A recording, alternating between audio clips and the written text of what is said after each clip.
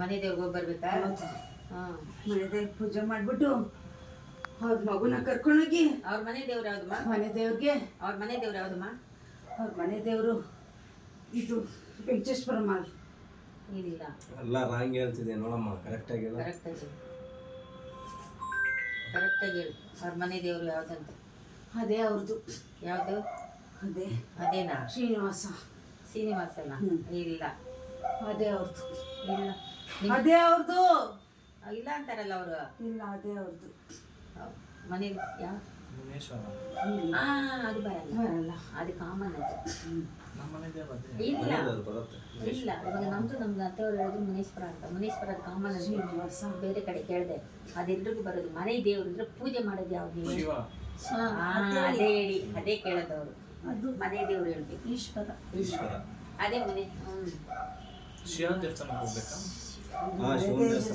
ಮನೆ ದೇವ್ರು.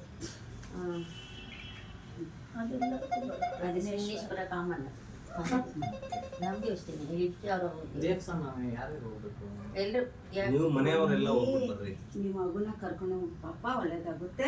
ಮಗುನ? ಹೌದು, ಬರಲ್ಲ ಅಮ್ಮ. ಕರ್ಕೊಂಡು ಹೋಗ್ಬೇಕು. ಬರೋದೇ ಇಲ್ಲ ಅಂದ್ರೆ ಕರ್ಕೊಂಡು ಹೋಗ್ಬೇಕು. ಏನಾದ್ರು ಮಾಡಿ ಕರ್ಕೊಂಡು ಹೋಗ್ಬೇಕು. ಬರೋದೇ ಇಲ್ಲಲ್ಲ. ನಿಮ್ಗೆ ತುಂಬಾ ಕಷ್ಟ ಆಗುತ್ತೆ. ಕರ್ಕೊಂಡು ಹೋಗ್ಬೇಕು, ಏನಾದ್ರು ಮಾಡಿ ಕರ್ಕೊಂಡು ಹೋಗ್ಬೇಕು. ನೀನೇ ದಾರಿ ತೋರಿಸ್ಬೇಕಮ್ಮ ಅವ್ರಿಗೆ, ಕರ್ಕೊಂಡು ಹೋಗೋ ಥರ, ಬರೋ ಥರ. ಮಗುನ ಎತ್ಕೊಂಡು ಅವ್ರ ಹೆಂಡತಿ ಬರೋ ಥರ ನೀನೇ ದಾರಿ ಮಾಡು.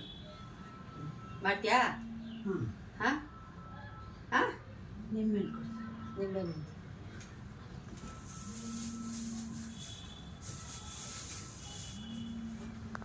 ತಗೋ ನಿಂಬೆ.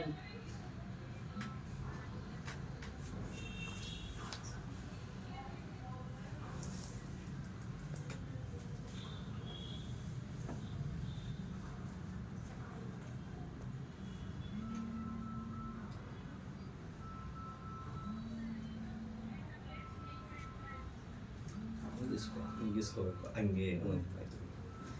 ಅದೆಲ್ಲ ಮಾಡಬೇಕು.